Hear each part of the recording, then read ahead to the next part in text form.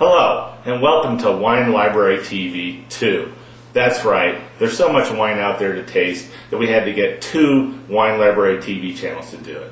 I'm your host, Tony Dunn. Today we've got an incredibly special episode for you. We're going to finally get around to doing the California Cab versus Bordeaux taste-off. And I know you've all been waiting for that. We've got a couple of great wines today that we're going to taste. I've opened these wines about 3 hours ago, and they've been decanting here, so they're pretty much ready to taste. So let's go ahead and get started. Our first wine today, and I know Tim F. already has done this one, but we're going to do it for real, is the 2002 Charles Shaw California Cabernet. Now this is the infamous $2 Chuck. We're going to give this a taste, see how it is. I did taste these when I first opened them about 3 hours ago.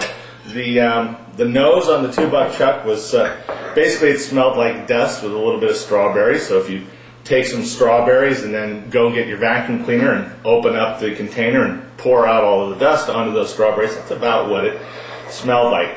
And it was fairly bitter, but now it's had about 3 hours to breathe, so I'm really looking forward to it. Not a real dense color for a Cabernet, as you may be able to notice. A little thinner, a little lighter than I would expect for a Cabernet. Nose is not that bad. I'm not as good with coming up with aromas as Gary is, but a little hint of strawberry, a little bit of a cheap wine kind of aroma that you get, a little of the alcohol. None of the dust that I got originally. Oh, you know what? I don't have a spit bucket, so I'm going to have to drink these. Okay, well, that's the way it is.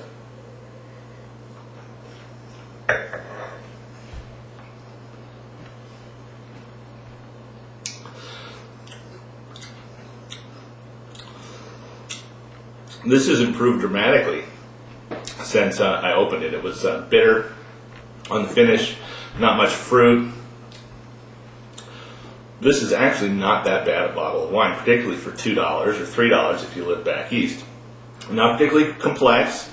Tannins seem to be fairly balanced, not overdone, not too bitter. It's not a real smooth wine.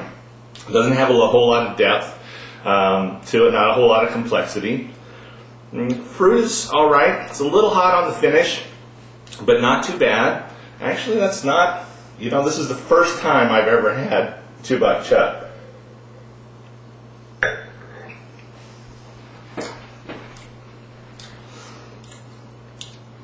A little tart. Kind of tart on the finish. That's not real pleasant. I'd give this, okay, we're not supposed to include price, so I'd give this like 83 points. My scale's not like Gary's, where 83 is just abominable. 83 is like, well, this is drinkable if there's absolutely nothing else around to drink.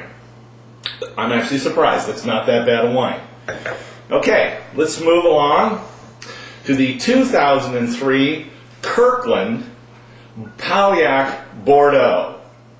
That's right, Kirkland is the house label for Costco. So if you go to Costco, you can find this. I think it's about $25 a bottle. I'm not real sure on that. I saw it in Costco, and I just thought it was so hilarious that I figured I had to try a bottle. When I opened this originally, it didn't have much of a nose, but it had an extremely bitter finish. It was very, very bitter. Let's see if that's blown off any.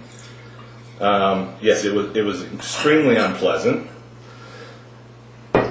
Okay, this is also not that dark for a Bordeaux.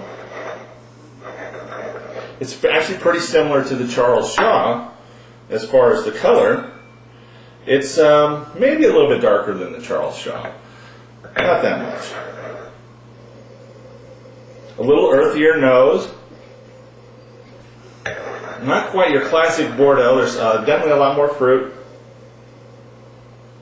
Like a blackberry, a strawberry, raspberry, a little bit of fruit on there. Not the really dark fruits that you would expect. More like red fruits. A little earthiness in it. Not actually bad as far as the nose. So let's give it a taste.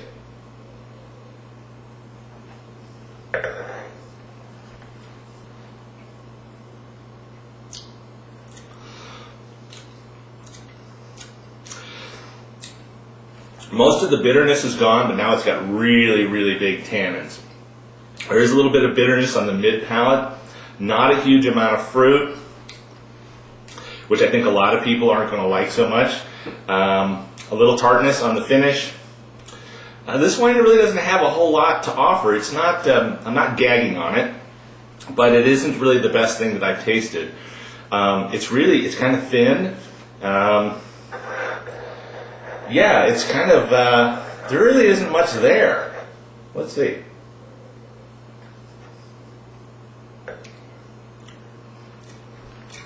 Tartness, big dry tannins, very little in the way of fruit flavors. You know, I'm going to give this an 80 points. This is not as good as the Charles Shaw. Definitely not as good as the Charles Shaw. Let me give the Charles Shaw one last taste just to see how that is.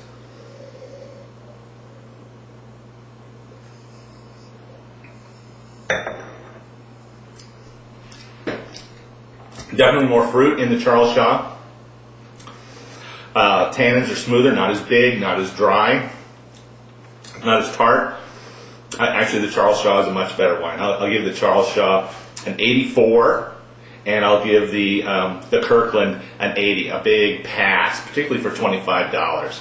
Just not worth it. The Charles Shaw is a much better wine. It's actually drinkable if you decant it for 3 hours. It was terrible when I first opened it, but after 3 hours of decanting, it's okay. All right, so question of the day. I have no idea. I'm just going to make it up. Here's a good one. What is the worst bottle of wine? I think Gary already asked that. So I have to come up with a different question of the day. Tell you what, why don't you give me a question of the day, and I'll come back and answer it for you. So, I'm Tony Dunn, Wine Library TV Channel 2. I hope you all have a good day, and keep drinking.